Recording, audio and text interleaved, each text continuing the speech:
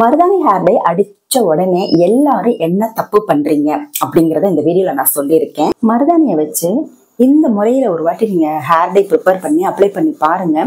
உங்களுடைய வெள்ளை முடிகள் எல்லாம் கருகருன்னு மாறிடுங்க. 2 மாசத்துக்கு அந்த கருமை உங்க தலையில அப்படியே இருக்கும். அந்த அளவுக்கு நம்ம ஒரு சூப்பரான நேச்சுரலான ஒரு ஹேர் டை தான் ஹென்னாவை வச்சு நம்ம பண்ண போறோம். இந்த ஹென்னாவோட ஒரு முக்கியமான பொருள் சேர்த்து பண்ணும்போது நம்மளுடைய கருமை ரொம்ப நாளைக்கு அப்படியே இருக்கிறதுக்கு ரொம்ப ஹெல்ப்ஃபுல்லா இருக்கும். வாங்க இப்ப நம்ம மருதாணி ஹேர் டை எப்படி ப்ரிப்பேர் பண்றது அப்படின்றத பார்த்துடலாம். மருதாணி ஹேர் டை ப்ரிப்பேர் பண்றதுக்கு நான் ஒரு பிடி அளவு மருதாணி எடுத்துக்கிறேன். ஃப்ரெஷ்ஷாக மருதாணி எடுத்துக்கிறேன். உங்ககிட்ட மருதாணி பவுடர் இருந்தாலும் நீங்கள் சேர்த்துக்கலாம். மருதாணி பார்த்தீங்கன்னா ஆக்சுவலாக நம்மளுடைய ஹேரை ப்ரௌன் ஆக்கும். இதுதான் எல்லாருக்குமே தெரியும் இல்லையா?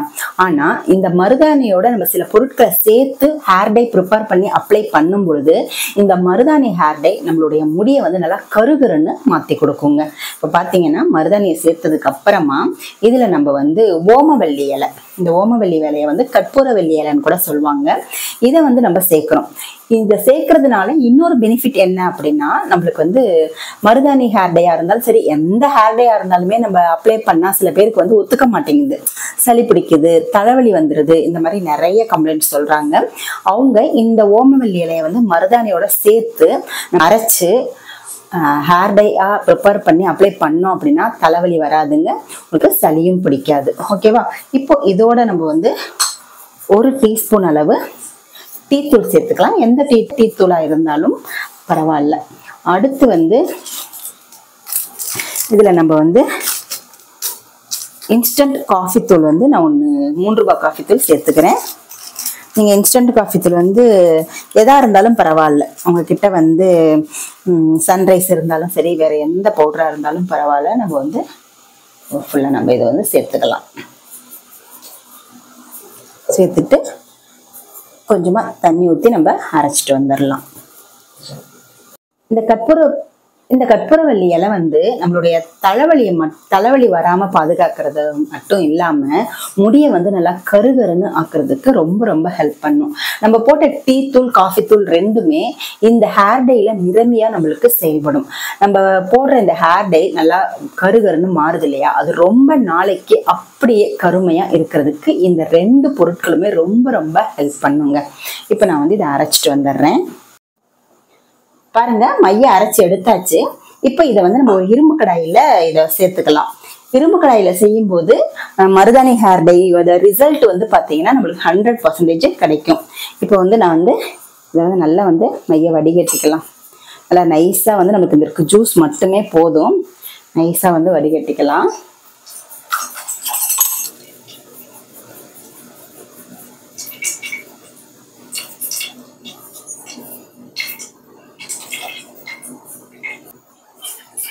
என்னுடைய ஹேருக்கு தகுந்த மாதிரி நான் ஹென்னாவையும், என்னுடைய ஹேருக்கு தகுந்த மாதிரி நான் மருதாணியையும் கற்பூரவல்லியையும் எடுத்திருக்கேன். நீங்க உங்களுடைய ஹேர் ரொம்ப லாங்கா நல்லா அடர்த்தியா இருந்துச்சு அப்படின்னா அதுக்கு தகுந்த மாதிரி நீங்க பொருட்களை எடுத்துக்கோங்க. ஜூஸ் கலர் பார்த்தீங்களா எப்படி கரும் பச்சை கலர்ல கிடைச்சிருக்கு.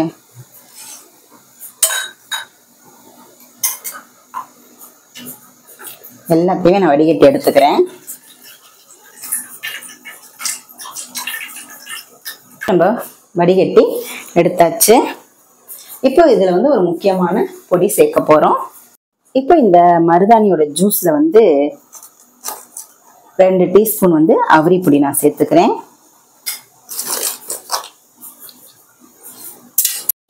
அவரி பொடி சேர்த்துட்டு நல்லா மிக்ஸ் பண்ணி கொடுத்துருங்க. இதை நம்ம ஸ்டவ் மேலே வச்சுட்டு ஸ்டவ் ஃப்ளேமை நல்லா சிம்மில் வச்சுக்கோங்க. கட்டிலாம் இல்லாமல் நல்லா மிக்ஸ் பண்ணி விட்டுக்கோங்க. இந்த மெத்தடில் நீங்கள் அவரி பொடியை சேர்த்து செய்யும்போது உங்களுக்கு அவரி பொடினால சில பேருக்கு இச்சிங் ப்ராப்ளம் வருது, அதே மாதிரி பார்த்தீங்கன்னா தலைவலி வருது அவரி பொடி யூஸ் பண்ணால், இந்த மாதிரிலாம் நிறைய கம்ப்ளைண்ட்ஸும் கமெண்ட்ல சொல்கிறாங்க. அது எல்லாமே சுத்தமாக வராதுங்க. அவரி பொடியை இந்த மாதிரி நம்ம ஹென்னாவோட சேர்த்து, அதாவது மருதாணியோட சேர்த்து ஹேர் டை ப்ரிப்பேர் பண்ணும் பொழுது நம்மளுக்கு எந்த விதமான ஒரு சைடு எஃபெக்டும் வராது. ரிசல்ட் வந்து பார்த்தீங்கன்னா 100% கிடைக்கும். நம்மளுடைய வெள்ளை முடிகள் எல்லாம் நல்லா கருகருன்னு மாற ஆரம்பிக்கும். அப்படி மாறின முடி வந்து ரொம்ப நாளைக்கு, அதாவது 2 மாசத்துக்கு, குறைஞ்சது 2 மாசமாவது உங்களுடைய முடி வந்து அப்படியே கருப்பாவே இருக்குங்க. 2 மாசத்துக்கு ஒரு தடவை இந்த ஹேர் டே நீங்க அப்ளை பண்ணாலே போதும். பாருங்க, நல்லா வந்து சிம்லேயே வச்சு நான் வந்து கிளறிக்கிட்டு இருக்கேன். அது ரொம்ப ரொம்ப முக்கியம்.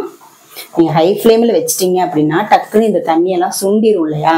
அப்போ வந்து உங்களுக்கு ரிசல்ட் வந்து உங்களுக்கு 100% கிடைக்காது.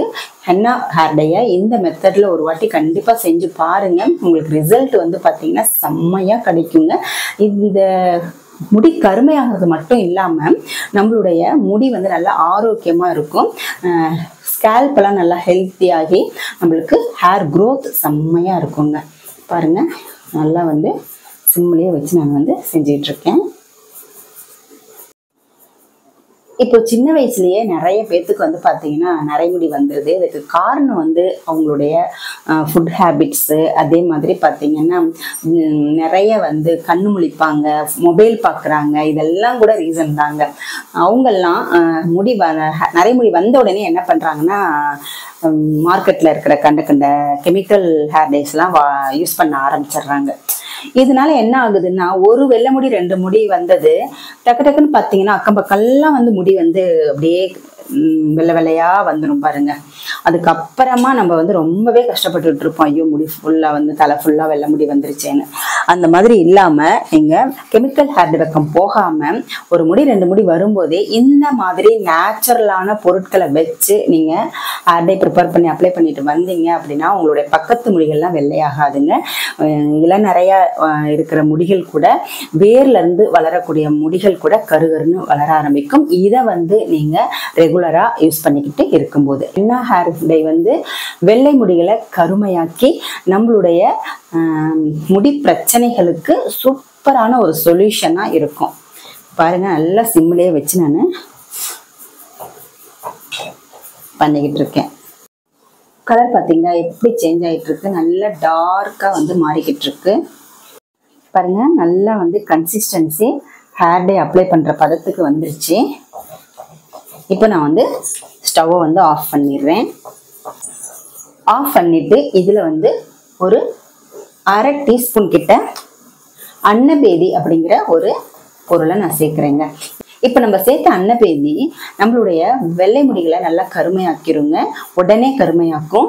அதே மாதிரி கருமையான முடிகளை ரொம்ப நாளைக்கு அப்படியே கருமையாக வச்சிருக்கிறதுக்கும் ரொம்ப ரொம்ப ஹெல்ப் பண்ணும். இப்போ கட்டிகள் இல்லாமல் நல்லா மிக்ஸ் பண்ணியாச்சு.